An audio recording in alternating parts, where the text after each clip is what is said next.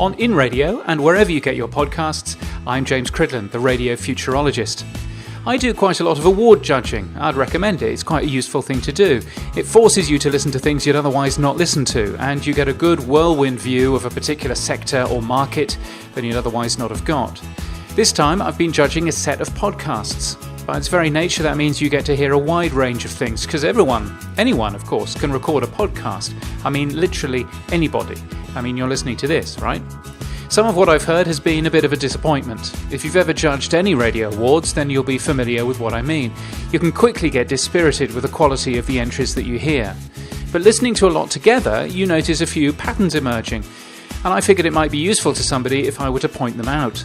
First, length. If there's one overwhelming thing I'd like to remind podcast producers of, it's length. Bigger does not mean better.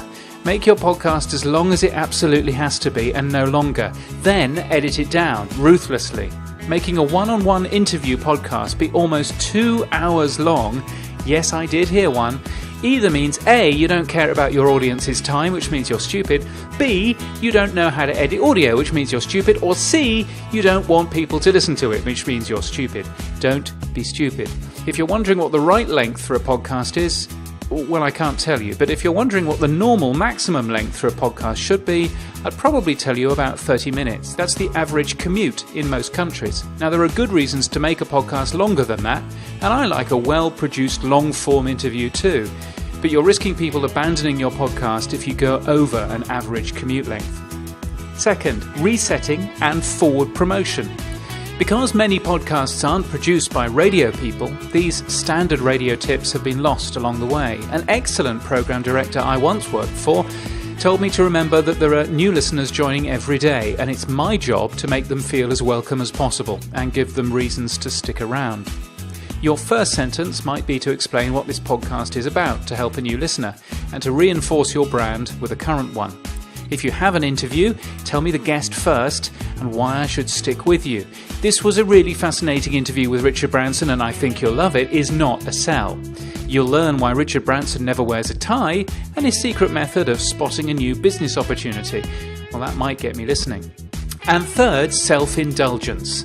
Many podcasts are put together as a bit of a hobby, I understand that, and yes, they should be fun to put together, but just as self-indulgence can mean a 2-hour podcast, self-indulgence can also mean too much banter, too many in-jokes, and a loss of focus. One podcast I heard started with a long jokey discussion about what the hosts had for supper the previous evening. It was a television review podcast. Now, there are another 4 lessons for podcasters based on data rather than just my own hunches from NPR in the show notes.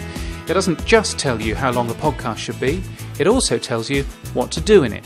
Of all the pieces I share on Twitter, it was the most retweeted last week, for good reason. I'm in Amsterdam next week for Radio Days Europe. I'm looking forward to seeing my old friends and meeting new ones. So if you're going, do let me know. james@crid.land is my email address. That's james@crid.land. Music for this episode was from the excellent Ignite Jingles, IGNITE jingles.com. And until next time, keep listening.